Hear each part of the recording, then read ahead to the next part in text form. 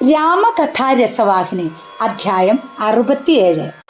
ഹനുമാൻ അക്ഷകുമാരനെ വധിച്ചതറിഞ്ഞ് കോപാകുലനായ രാവണൻ ഇന്ദ്രജിത്തിനെ ഹനുമാനെ വധിക്കാനായി പറഞ്ഞയക്കുന്നു. ഹനുമാൻ അലക്ഷ്യഭാവത്തിൽ ഇന്ദ്രജിത്തിന്റെ സേനാനീക്കങ്ങൾ നോക്കിക്കാണുകയും കാഹളം വിളികൾ കേൾക്കുകയും ചെയ്തു. അദ്ദേഹം അക്ഷോഭ്യനായി പടർന്നു പന്തലിച്ച ഒരു വൃക്ഷത്തിന്റെ ചെറു ശാഖയിന്മേലിരുന്നു. അവർ അടുത്തു വരുന്നതുവരെ അവരുടെ കോമാളിത്തരങ്ങൾ ആസ്വദിച്ചു. ഭടന്മാർ 4 ഭാഗത്തു നിന്നും അദ്ദേഹത്തിന്റെ നേരെ ശരങ്ങൾ പ്രയോഗിച്ചു.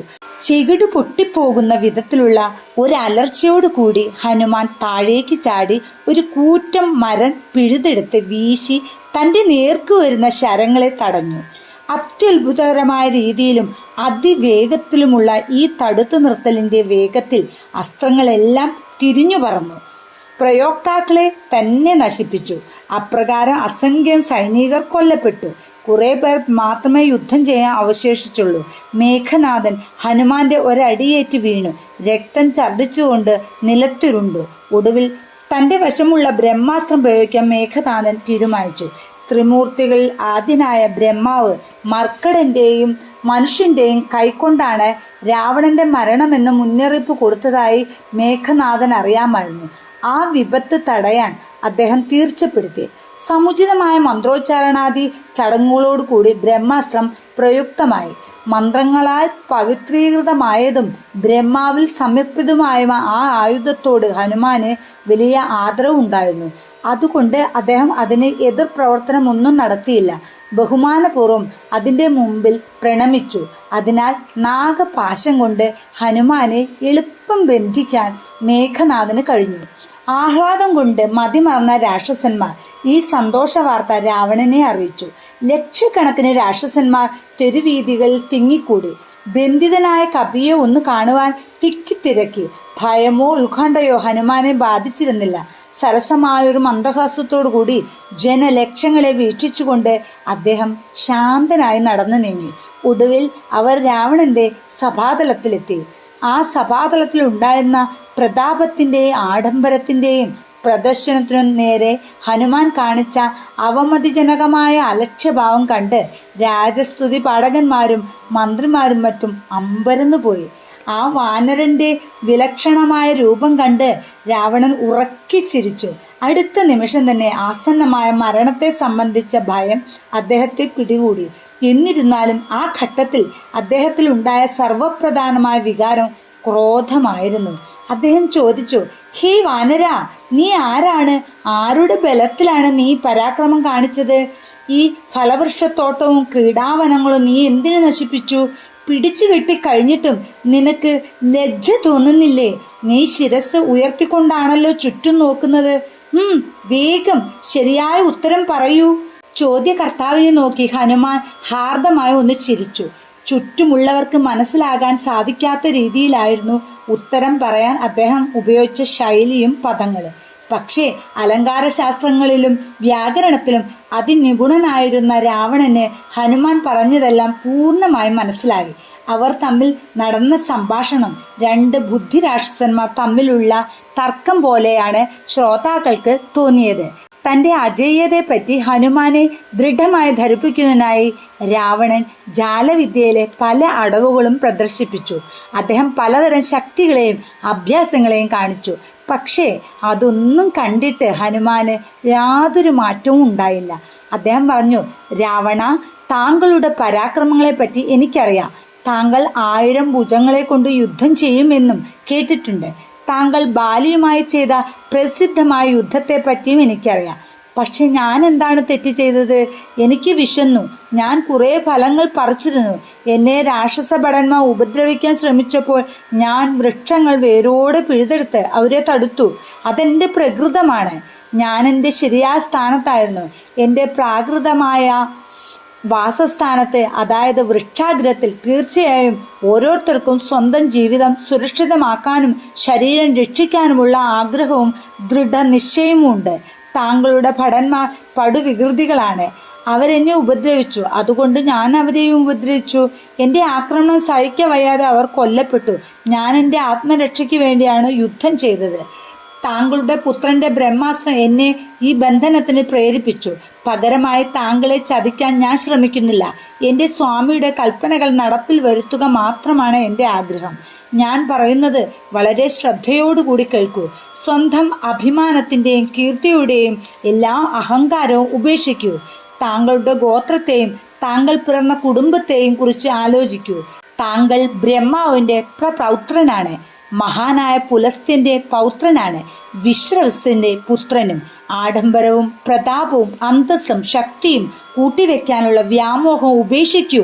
ഭക്തന്മാരുടെ ഹൃദയത്തിലെ ഭയസംഹാരകനെ, ഇക്ഷാകു വംശ മകുടമണിയും രഘുവംശത്തിന്റെ അമൂല്യ രത്നവുമായ രാമനെ താങ്കളുടെ ഹൃദയത്തിൽ ആരാധിക്കൂ. അവിടുത്തെ മുന്നിൽ കാലം പോലും വിറകൊള്ളുന്നു.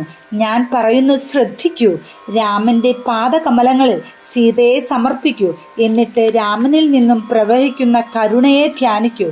ആ കരുണയാൽ കരുത്താർജിച്ച് ലങ്കാരാജ്യം എന്നത്തേക്കുമായി ഭരിച്ചുകൊള്ളൂ. സൂര്യനും ചന്ദ്രനും ആകാശത്തെ പ്രകാശിപ്പിക്കുന്ന കാലത്തോളം ഒരു കളങ്കവുമില്ലാതെ താങ്കളുടെ പിതാമഹനായ പുലസ്ത്യന്റെ പ്രഭാവം ലോകത്തിലെ എല്ലാ ഭാഗങ്ങളിലും എത്തിക്കുക. താങ്കളുടെ രാജവംശത്തിന്റെ സൽപ്പേര് താങ്കൾ ഒരിക്കലും കളങ്കപ്പെടുത്താതിരിക്കണം. താങ്കളുടെ ഡംബും വ്യാമോഹവും വർജിക്കുക. അല്ലയോ രാജാതിരാജ, മലനിരകളിൽ നിന്ന് ഉത്ഭവിക്കുന്ന നദികൾ വർഷകാലത്ത് വെള്ളപ്പൊക്കം ഉണ്ടാക്കി രോഷാകുലരായി കുത്തിയൊലിച്ചു ഒഴുകുന്നു. എന്നാൽ വാരങ്ങൾക്കുള്ളിൽ അവ വറ്റി വെള്ളം ഒലിച്ചിറങ്ങുന്നു, ചെറുചാലുകളായി മാറുന്നു. താങ്കളുടെ ശക്തിയും സമ്പത്തും ക്ഷണം വറ്റി അപ്രത്യക്ഷമാകും. ശക്തിയുടെയും സമ്പത്തിൻ്റെയും ഉറവിടമായ രാമനെ ആരാധിക്കൂ. എന്നാൽ അവ ഒരിക്കലും വറ്റുകയില്ല. കാരണം സമാധാനത്തിൻ്റെയും ക്ഷേമത്തിൻ്റെയും ഒരിക്കലും തീരാത്ത ഉറവിടമാണ് അവിടുന്ന്. രാമൻ എന്നും സമ്പൂർണനാണ്. രാമന് നഷ്ടം വരുന്നില്ല. പക്ഷേ നിങ്ങൾ രാമനിൽ നിന്നും നേടുന്നു. അല്ലയോ രാവണ, ഞാൻ മറച്ചു പിടിക്കാതെ തുറന്ന മനസ്സോടുകൂടി പറയുകയാണ്. രാമനോടുള്ള വിദ്വേഷം കൊണ്ട് അന്ധനായി പോയ ബാഹ്യഹീനനായ ഒരുവനെ ഒരാൾക്കും രക്ഷപ്പെടുത്താൻ കഴിയുകയില്ല. എൻ്റെ ഉപദേശം സ്വീകരിക്കൂ. ഹനുമാന്റെ ഈ വാക്കുകൾ മൃദുവും പഥ്യവും ആയിരുന്നു. അവ ജ്ഞാനം കൊണ്ടും ധർമ്മം കൊണ്ടും നിറഞ്ഞതായിരുന്നു. എന്നാൽ രാവണൻ ആ ഉപദേശം സ്വീകരിക്കാൻ തയ്യാറായിരുന്നില്ല. കോപിഷ്ഠനായ രാവണൻ പറഞ്ഞു, വിഡ്ഢി, എന്താ നീ എന്നെ ഉപദേശിക്കുന്നു? നിന്റെ മരണം അടുത്തിരിക്കുന്നു. അല്ലെങ്കിൽ എൻ്റെ മുമ്പിൽ ഇപ്രകാരം ഇത്രയും നേരത്തോളം പ്രസംഗിക്കാനുള്ള ധൈര്യം നിനക്കുണ്ടാവുമായിരുന്നില്ല. ജൽപ്പനം മതി, വായടയ്ക്കൂ. ഹനുമാൻ കൂട്ടാക്കിയില്ല. അദ്ദേഹം തിരിച്ചടിച്ചു. രാവണ, നിന്റെ ഈ വാക്കുകൾ നിന്റെ അന്ത്യവിധിയെ കാണിക്കുന്നു. കഷ്ടം, നീ ഭ്രാന്തനായിരിക്കുന്നു. താമസിയാതെ ഞാൻ പറഞ്ഞതിൻ്റെ സത്യം അറിയാറാവും. മരണം അടുത്തിരിക്കുന്നു എന്ന് നിനക്ക് അറിയാൻ കഴിയും. നിർഭയനായി ഒരതിരോ പരിധിയോ ഇല്ലാതെ ഹനുമാൻ സംസാരിച്ചപ്പോൾ രാവണൻ നിയന്ത്രണാതീതമായ വിധം ക്രോധാവിഷ്ടനായി. അഗ്നി വമിക്കും വിധം അലറിക്കൊണ്ട് വെല്ലുവിളി എന്ന നിലയിൽ തലയ്ക്കടിച്ചുകൊണ്ട് രാവണൻ എഴുന്നേറ്റു. ഈ അധിക പ്രസംഗിയായ മർക്കടനെ കൊന്നുകളയൻ രാവണൻ ഗർജിച്ചു. നാഗപാശത്താൽ ബന്ധിതനായി നിൽക്കുന്ന ഹനുമാന്റെ സമീപത്തേക്ക് എല്ലാവരും ഓടിച്ചെന്നു. ആ ഘട്ടത്തിൽ രാവണ സഹോദരനായ വിഭീഷണൻ തൻ്റെ പരിജനങ്ങളോടുകൂടി സഭാതലത്തിലേക്ക് കടന്നു വന്നു. അദ്ദേഹം ജ്യേഷ്ഠന്റെ മുമ്പിൽ ദണ്ഡനമസ്കാരം ചെയ്തു. പിന്നീട് പ്രതിഷേധ രൂപത്തിൽ പറഞ്ഞു, സ്വാമി, ദൂതനെ കൊല്ലുന്ന ധർമ്മമല്ല. രാജധർമ്മം അംഗീകരിക്കുന്ന പ്രവൃത്തിയല്ലാതെ മറ്റേത് രൂപത്തിലും ദൂതനെ ശിക്ഷിക്കാം.